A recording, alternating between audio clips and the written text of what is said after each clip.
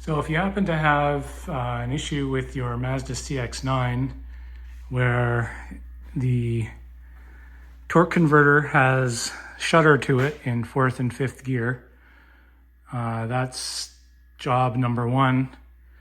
And job number 2 is that the all-wheel drive system no longer works. Just a little view of what it takes to get to that point.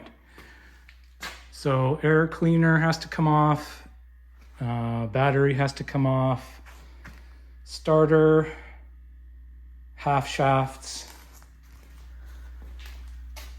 cowling,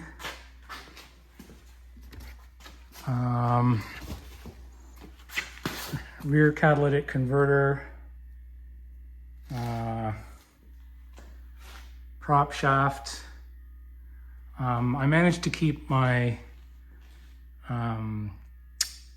steering rack in place, but some people just lower it with the subframe because the entire subframe has to come out because that's what you need the room for to get the transfer case and transmission out.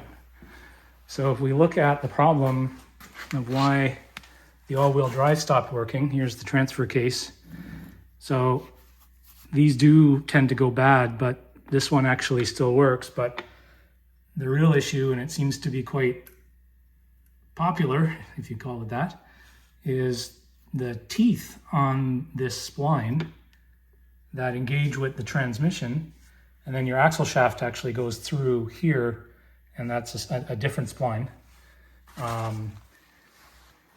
I decided to go all the way and fix the problem because not only do the teeth shear off on this end, they also shear off on the transmission end. So it's actually a lot easier to open this than I thought. I popped the transmission open and took out the differential, and you can see in here the teeth are completely chewed up. And then you can see, or the splines, I should say, and you can see the inner splines for the front wheel drive axle shaft is on the inside, and those are still fine.